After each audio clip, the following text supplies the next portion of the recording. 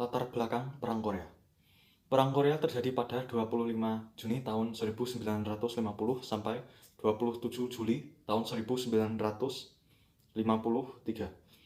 Perang terjadi di antara Korea bagian utara yang didukung oleh pihak komunis, Cina, dan Uni Soviet, dan Korea bagian selatan yang didukung negara barat seperti Amerika dan Australia. Jepang telah menduduki negara Korea dalam misi penjajahan mereka. Setelah kekalahan Jepang pada Perang Dunia Kedua, ada perjanjian di antara pihak sekutu bernama Konferensi Kairo, di mana ada pembahasan untuk membuat Korea negara bebas.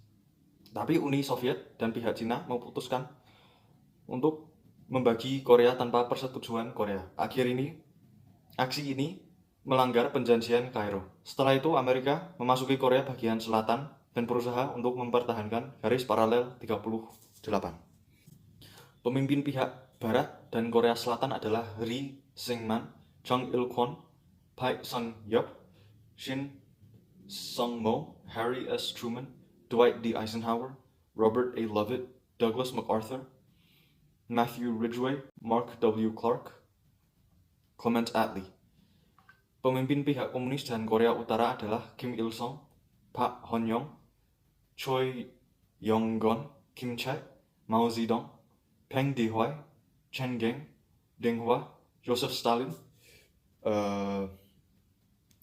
Georgy Malenkov, Pavel Zygarev.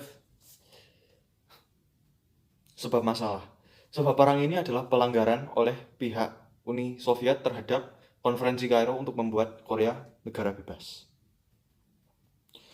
Negara-negara yang terlibat adalah negara pihak Barat, adalah Korea Selatan, Australia, Belgia, Kanada, Kolombia, Ethiopia, Perancis, Yunani, Belanda, Selandia Baru, Filipina, Thailand, Turki, Britania Raya, Amerika Serikat, dan Afrika Selatan.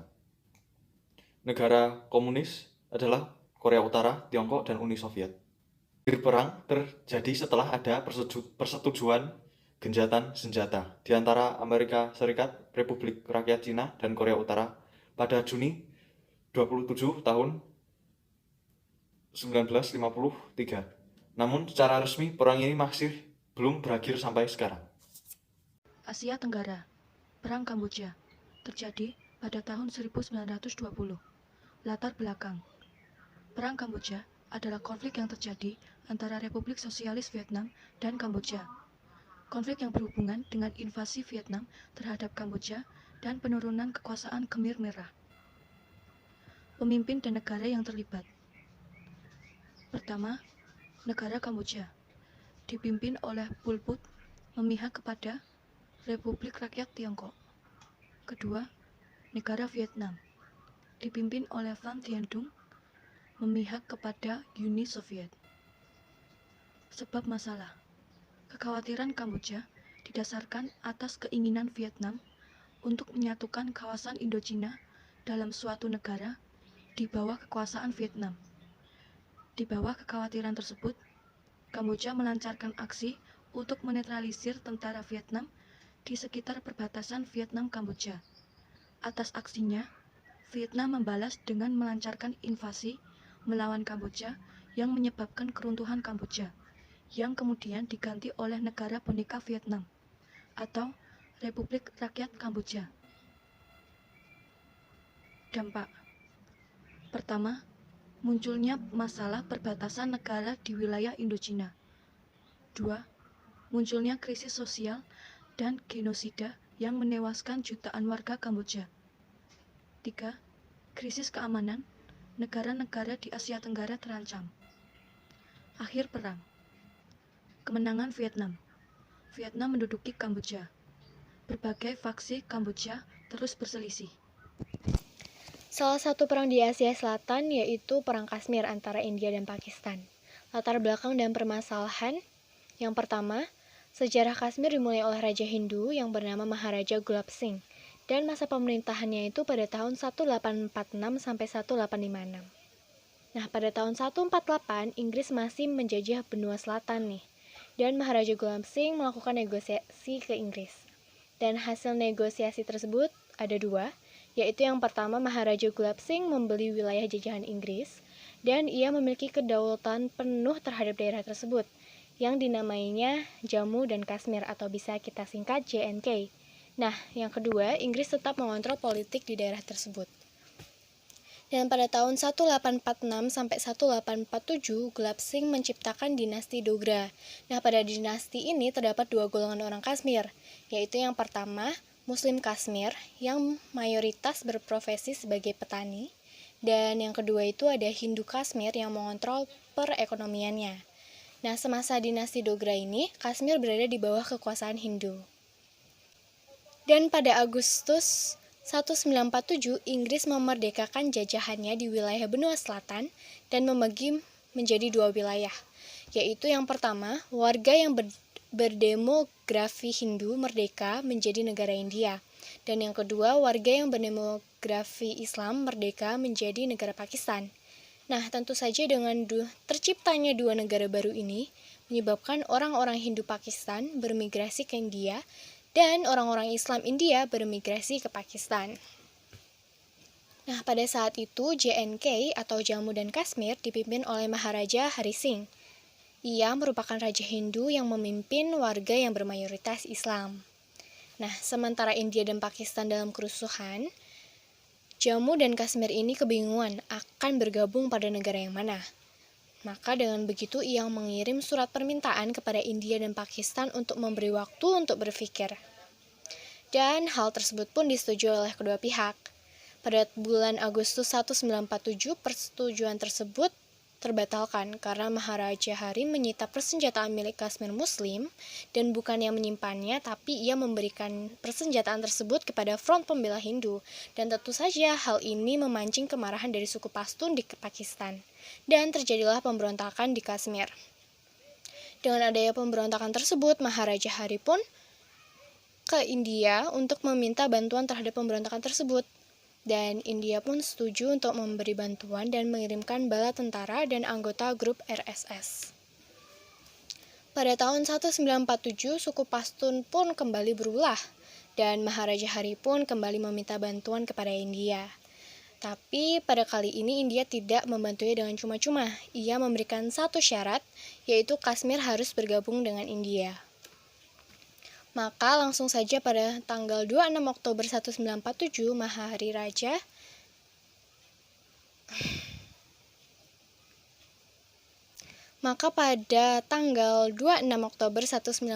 Maharaja Hari pun setuju untuk bergabung dengan India dan menandatangani surat perjanjian untuk bergabung. Itulah yang dinamakan dengan pasal 370 ini. Dan pasal ini menjadi inti utama hubungan antara JNK atau Jammu dan Kashmir dan India. Inti isi pasal tersebut adalah yang pertama, Kashmir memiliki kebebasan untuk mengatur hukum.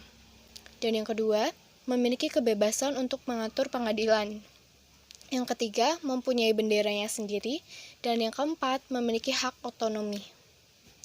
Nah, tentu saja karena Kashmir setuju untuk bergabung dengan India dan terciptanya pasal 370 ini, India pun membantu Kashmir untuk meredakan suku Pashtun tadi dengan mengirimkan tentara-tentaranya ke seluruh wilayah Kashmir. Dan bukannya menjadi reda, tapi justru pemberontakan ini semakin memanas dan terjadilah Perang Pertama Indo-Pakistan pada tahun 1947. Dan karena itu, Kashmir dijadikan seperti ladang perang antara India dan Pakistan. Dan setelah itu, kurang lebih 1 tahun kemudian, PBB pun mengeluarkan resolusi untuk meminta India dan Pakistan untuk menarik semua senjata dan tentaranya dari wilayah Kashmir. Dan jika itu semua sudah ditarik, izinkan orang-orang Kashmir untuk memiliki referendum dan menentukan masa depan politik mereka sendiri. Namun, sangat disayangkan tidak ada tentara yang ditarik dan referendum yang terjadi.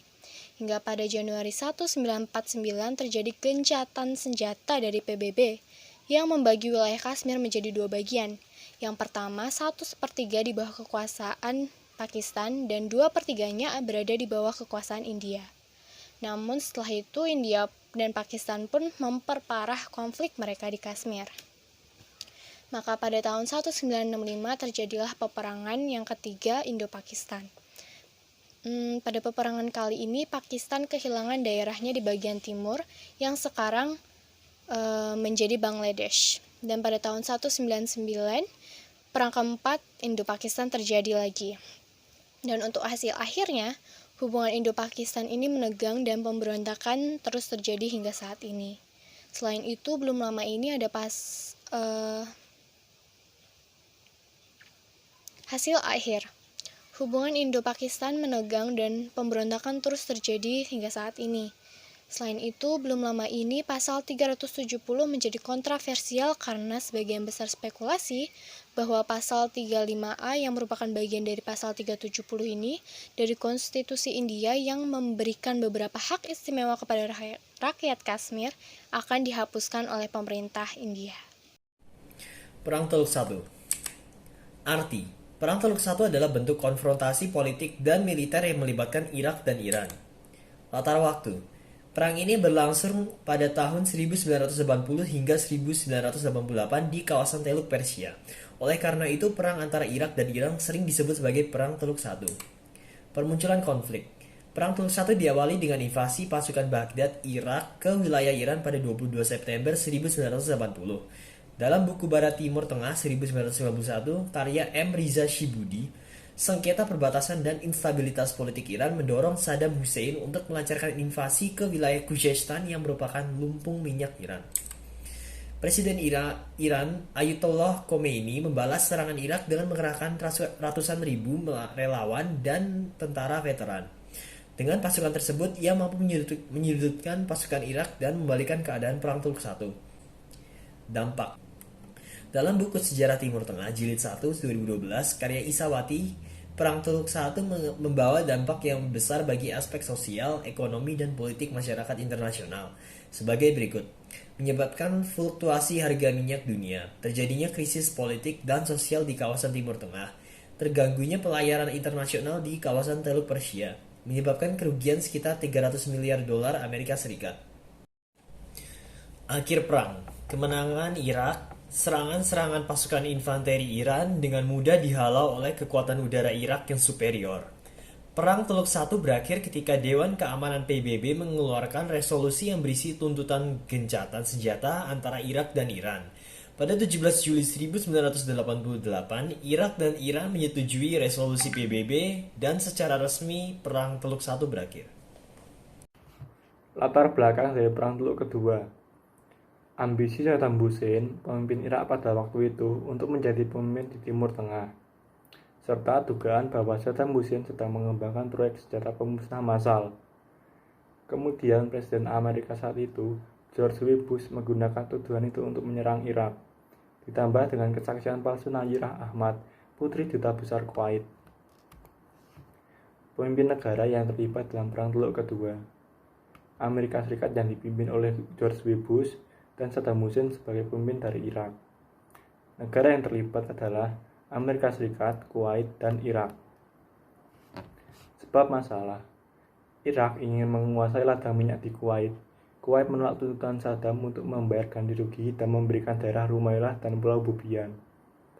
Saddam Hussein menuduh Kuwait telah mencuri minyak Irak di daerah Rumailah. Hasil dan dampak Perang Teluk Kedua. Dampak ekonomi. Kuwait mengalami dampak ekonomi yang cukup besar dikarenakan ketika pasukan Irak kalah dan mundur ke Irak, mereka membakar ladang-ladang minyak milik Kuwait. Irak pun juga tidak luput dari dampak ekonomi dikarenakan sanksi ekonomi oleh PBB. Dampak politik, Amerika dapat memperkuat kedudukannya di Timur Tengah dikarenakan dapat memukul mundur pasukan Irak ke negaranya, sedangkan Irak mendapatkan sanksi dari PBB.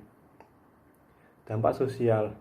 Mungkin hampir semua negara yang terlibat merasakan dampak sosial, terutama negara-negara Arab yang turut merasakan ketegangan dan merasa tertekan hingga menimbulkan beberapa perpecahan.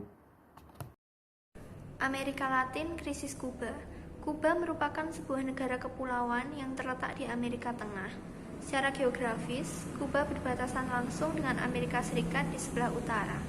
Pada masa Perang Dingin, kedekatan yang geografis Kuba dengan Amerika Serikat tidak selaras dengan hubungan politisnya. Kuba di bawah pimpinan Fidel Castro menerapkan kebijakan sosialis komunis yang bertentangan dengan ideologi liberalis Amerika Serikat. Selain itu, Fidel Castro juga lebih sering menjalin hubungan dengan negara-negara Blok Timur, termasuk hubungan yang erat dengan Uni Soviet. Latar belakang, munculnya rezim komunis di Kuba mengancam eksistensi Amerika Serikat selama Perang Dingin. Pada tahun 1961, Amerika Serikat melakukan upaya invasi Teluk Babi untuk meruntuhkan pengaruh komunis di Kuba. Dan penyerangan itu walaupun gagal, telah menyulut kemarahan Uni Soviet sebagai pemimpin komunis dunia dan berkawan dengan Kuba. Kemudian terjadilah konflik antara Amerika Serikat dengan Uni Soviet di Kuba. Pemimpin dari penyerangan ini adalah Presiden Amerika Serikat John F. Kennedy dan Perdana Menteri Uni Soviet Nikita Khrushchev. Penyebab masalah yang pertama, kekhawatiran Amerika Serikat terhadap rezim komunis Fidel Castro yang bakal mendorong adanya revolusi komunis di negara-negara Amerika Latin lain. Yang kedua, Fidel Castro menasionalisasi seluruh aset dan perusahaan Amerika Serikat di Kuba. Yang ketiga, Amerika Serikat menerapkan embargo komoditas perdagangan dari Kuba. Yang keempat, sifat Fidel Castro yang mengecam intervensi Amerika Serikat terhadap negara-negara berkembang di dunia. Negara-negara yang terlibat di pihak Amerika Serikat ada Turki dan Italia, lalu Uni Soviet bersama dengan Kuba. Akhir dari perang ini ditandai dengan yang pertama, pelucutan rudal nuklir Uni Soviet dari Kuba. Yang kedua, pelucutan rudal nuklir Amerika Serikat dari Turki dan Italia. Yang ketiga, memanasnya hubungan antara Amerika Serikat dengan Uni Soviet.